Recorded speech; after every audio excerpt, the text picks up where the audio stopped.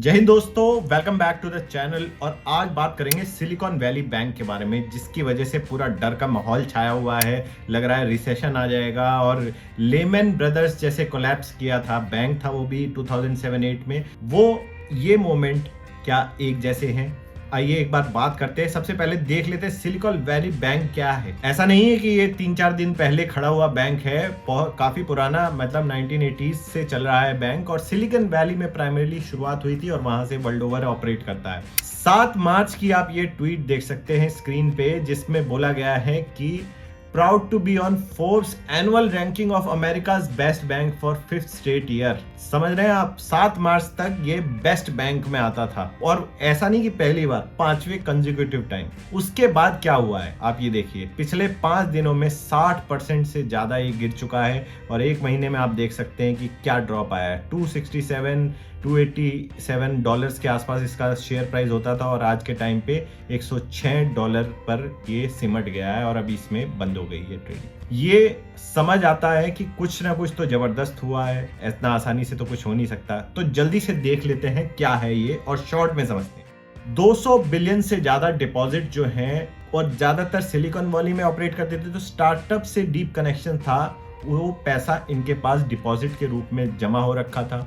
इन्होंने उस जमा हुए पैसे को अब कोई यूज तो कर नहीं रहा था। क्या हुआ था, कोरोना में चीप इंटरेस्ट रेट यानी 0% पे पैसा उठा रहे थे, सेंट्रल बैंक पैसा छाप रहे थे और स्टार्टअप्स में सारा पैसा जा रहा था। और वो पैसा वो यूज करते तो लोन तो कोई लेता नहीं उस टाइम पे बैंक से, क्योंकि वीसी मनी मिल रही थी। तो वीसी मनी जाती पार्क होती बैंक में और लोन कोई लेता नहीं। बैंक का मॉडल कैसे वर्क करता है कि एक साइड से वो डिपॉजिट लेते हैं, दूसरी साइड से लोन लेते हैं। डिफरेंस जो आता है इंटरेस्ट रेट में, वो उनकी प्रॉफिट हो जाती है। अब ऐसे में जब प्रॉफिट लोन देने से नहीं मिल रहा, तो ये क्या करते हैं, ये बॉन्ड्स खरीद लेते हैं।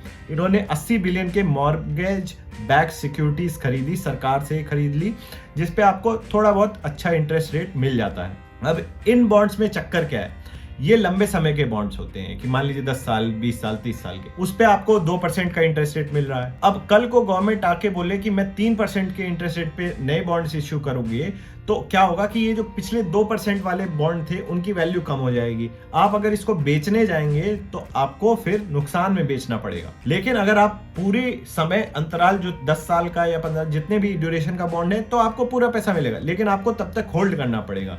आप सेकेंडरी मार्केट में नहीं बेच सकते। लेकिन यहाँ पे जब अब इंटरेस्ट रेट बढ़ गए हैं, तो स्टार्टअप्स को अपने पैसे की जरूरत पड़ी और वो वापस पहुंचे पैसा निकालने बैंक से। तब इनको रियलाइज हुआ, यार हमारे पास उतना पैसा नहीं है, हमने सब इन्वेस्ट किया हुआ है, तो अब इसको बेच देते हैं ये बॉन्ड्स को, वरना हमारे दिक्कत हो जाएगी, बैंक रन हो जाएगा। बैंक रन से मतलब कि अगर आज के टाइम पे किसी भी बैंक से सारे लोग अचानक से जाके पैसा निकाल लें, तो वो बैंक धराशायी हो जाएगा, बैंक करप्ट हो जाएगा। क्योंकि हमेशा उतना पैसा नहीं होता बैंक के पास जितने उसने डिपॉजिट लिए होते हैं। वो कहीं लोन दिया होता है, कहीं इन्वेस्टमेंट की होती है, कहीं हमारे केस में आरबीआई के पास जमा करा होता है। तो इस तरह से आपको कुछ एक कैश रिजर्व मेंटेन करके रखना होता है। अब वो इनके पास था नहीं, तो इन्होंने रातों रात वो जो बॉन्ड्स जो हमने बात करी थी वो बेचे 70 बिलियन के, और उस पे इनको नुकसान हो गया काफी तगड़ा। क्योंकि जैसे हमने बात करी थी कि नए बॉन्ड्स जो हैं वो अच्छे बेटर इंटरेस्ट रेट पे मौजूद थे, तो वो लोग खरीद रहे थे। तो इस वजह से इनकी सेकेंडरी वैल्यू में जो इनके पास बॉन्ड थे उसकी वैल्यू कम हो गई और इनको हो गया बढ़िया नुकसान। अब क्या होता है कि जब इस तरह से नुकसानों की खबरें बाहर आती हैं, तो सब लोगों को लगता है यार ये कल को जैसे हमारे यहाँ येस बैंक में हुआ था, ऐसे कहीं ये बैंक कहीं बंद ना हो जाए या इस पे डिपॉजिट पे रोक ना लग जाए, निकाल लो सारा पैसा। अब रातों रात जब पैसा निकालेंगे लोग, तो बैंक हो जाएगा धराशायी। और आप इन्होंने कोशिश करी, 70 बिलियन ओवरनाइट के सेल में खो दिए इन्होंने पैसा। अब इन्होंने कोशिश करी कि ये अपना शेयर्स यानी इक्विटी बेच के पैसा रेज करेंगे। रातों रात कोशिश करी, कनेक्शन स्ट्राइक ये नहीं कर पाए, तो ये फेल हो गए। अब क्या हुआ है, अब फाइनली क्या हो रहा है, बैंक जो है, जैसे हमारे डिपॉजिट्स किसी भी बैंक में कुछ पैसे तक इंश्योर होते हैं। जैसे हालांकि बजट में अभी उसको बढ़ा के, पहले वो आई थिंक 2 लाख था, अब 5 लाख कर दिया है। यानी 5 लाख तक की रकम आप सिक्योर रहती है, आपकी इंश्योरेंस के इंश्योर्ड रहती है। 5 लाख के ऊपर की जो की रकम है वो आपको नहीं मिलेगी अगर बैंक फेल हो जाता है, ये आपको पता होना चाहिए।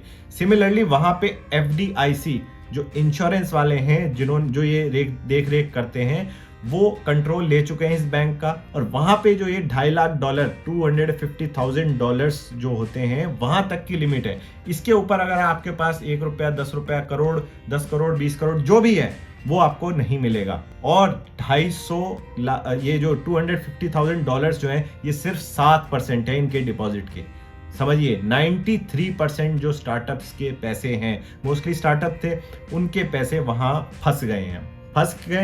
अब क्या होगा, अगर या तो इसकी सेल होगी बैंक की, कोई बड़ा ग्रुप इसको एक्वायर करके इसको लायबिलिटीज को अज्यूम करे, या फिर अगर इसके पैसे इंश्योरेंस से मिलेंगे तो $250,000 तक तो आपके जो पैसे थे वो आपको मिल जाएंगे इंश्योरेंस की वजह से। बाकी के पैसे जब बैंक के एसेट्स बेचे जाएंगे तब आपको थोड़ा बहुत मिलेगा देखने को, अदरवाइज वो सारा पैसा आपका डूब जाएगा। अब इससे क्या होगा, स्टार्टअप्स को पैसा नहीं मिलेगा तो अपने बंदों को सैलरी नहीं दे पाएंगे, वेंडर्स को पैसे नहीं दे पाएंगे।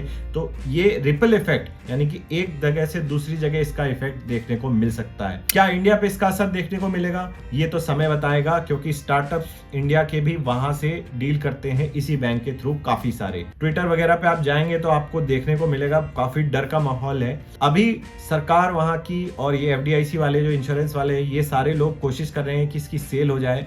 हो सकता है आगे इसमें और डेवलपमेंट देखने को मिले और बच भी सकता है, सिचुएशन इंप्रूव भी हो सकती है। फिलहाल इस पे कोई क्लैरिटी नहीं है कि सेल हुई कि नहीं। आगे जैसे भी कुछ होगा I will come back to you. लेकिन अगर आपको शॉर्ट में समझना है ये सिलिकॉन वैली बैंक का क्राइसिस, ये मैंने बताने की कोशिश करी। अच्छा लगा तो आप इसको लाइक करें, वीडियो को शेयर करें अपने दोस्तों के साथ जिनको ये जानना है। I will see you in the next video. My name is captain Shashank. Thank you for watching. जय हिंद।